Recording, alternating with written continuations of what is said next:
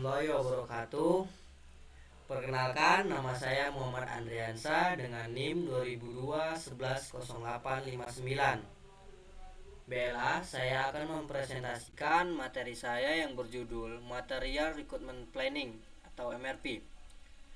Pengertian Material Recruitment Planning atau MRP adalah sistem manajemen inventory berbasis komputer yang didesain untuk meningkatkan produktivitas bisnis.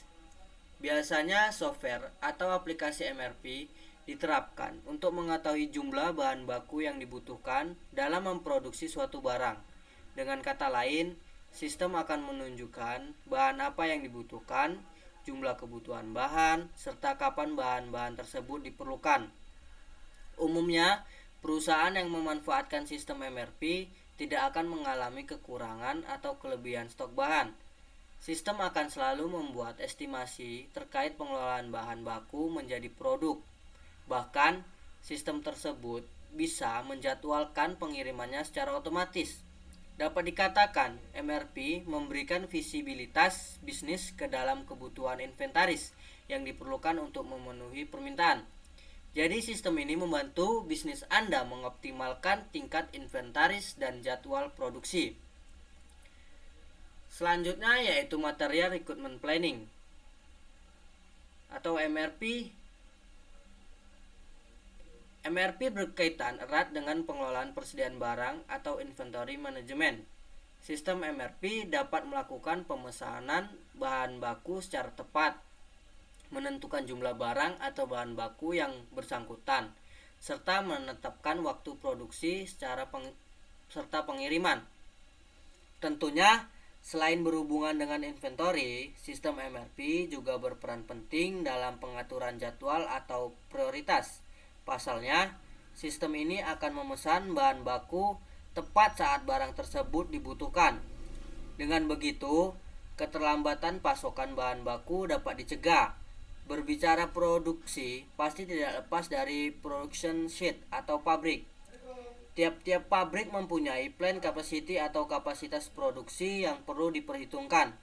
Nah, sistem MRP dapat membantumu merencana pembagian beban pekerjaan dengan lebih lengkap dan tepat.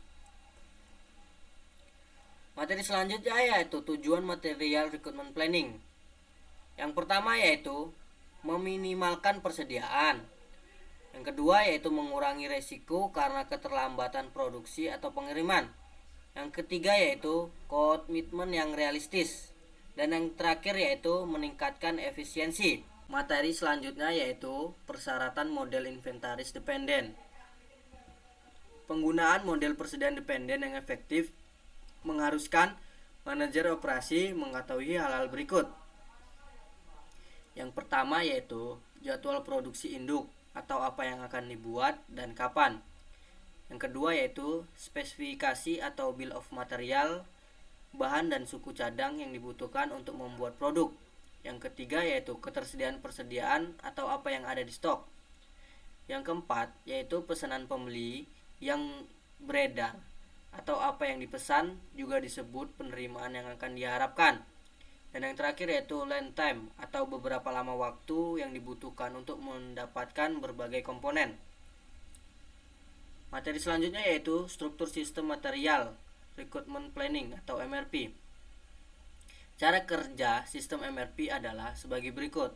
Pesanan produk dijadikan dasar untuk membuat schedule produk master atau master production schedule atau MPS, yang memberikan gambaran tentang jumlah item yang diproduksi selama periode waktu tertentu. MPS dibuat berdasarkan pada peramalan kebutuhan akan peralatan yang diperlukan. Merupakan proses alokasi untuk mengadakan sejumlah peralatan yang diinginkan dengan memperhatikan kapasitas yang dipunyai, yaitu pekerja, mesin, dan bahan. Bill of material mengidentifikasi material tertentu yang digunakan untuk membuat setiap item dan jumlah yang diperlukan, yang dapat disusun dalam bentuk pohon produk atau produk struktur tree. Bill of material ini merupakan sebuah daftar jumlah komponen, campuran bahan, dan bahan baku yang diperlukan untuk membuat suatu produk. Bill of Material tidak hanya menspesifikasikan produksi, tetapi juga berguna untuk pembebanan biaya dan dapat dipakai sebagai daftar bahan yang harus dikeluarkan untuk karyawan produksi atau perakitan. Bill of Material digunakan dengan cara ini biasanya dinamakan daftar pilih. Selanjutnya yaitu manajemen MRT. Dalam manajemen MRT terdapat input MRP, proses MRP, dan output MRP. Materi selanjutnya yaitu load sizing dalam sistem material recruitment planning atau MRP. Penentuan ukuran load dalam MRP merupakan masalah yang kompleks dan sulit. Load size diartikan sebagai kuantitas yang dinyatakan dalam penerimaan pesanan dan penyerahan pesanan dalam skedul MRP. Untuk komponen yang diproduksi di dalam pabrik, load size merupakan jumlah produksi untuk komponen yang dibeli. Load size berarti jumlah yang dipesan dari supplier. Dengan demikian, load size secara umum merupakan pemenuhan kebutuhan komponen untuk satu atau lebih periode.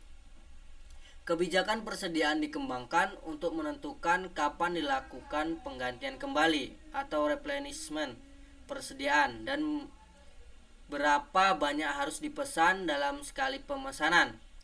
Keputusan tentang ukuran lot dan saat produksi sangat penting karena menyangkut penggunaan tenaga kerja dan peralatan yang ekonomis.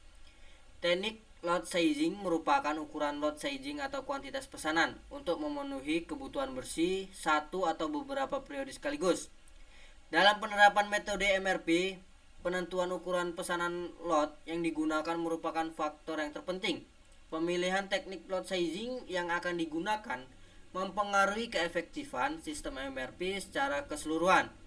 Di dalam pemilihan keputusan teknik load sizing yang digunakan, hal yang dipertimbangkan adalah biaya-biaya yang terjadi akibat adanya persediaan atau biaya persediaan, yaitu biaya pemesanan atau ordering cost dan biaya penyimpanan holding cost. Kesimpulan dari materi ini yaitu material recruitment planning merupakan suatu sistem yang mengatur bahan-bahan material yang dibutuhkan untuk proses produksi karena dengan MRP perusahaan dapat mengefisiensikan gudang dan sekaligus mencegah kemungkinan kehabisan bahan material atau suatu sistem penjadwalan kebutuhan bahan baku berdasarkan tahap waktu untuk operasi produksi. MRP adalah sistem yang dapat membantu bisnis mengetahui bahan baku yang dibutuhkan untuk produksi, menghitung jumlahnya serta menentukan waktu kapan bahan tersebut dibutuhkan. Setidaknya ada dua keuntungan yang dapat diperoleh bisnis bila menerapkan sistem MRP.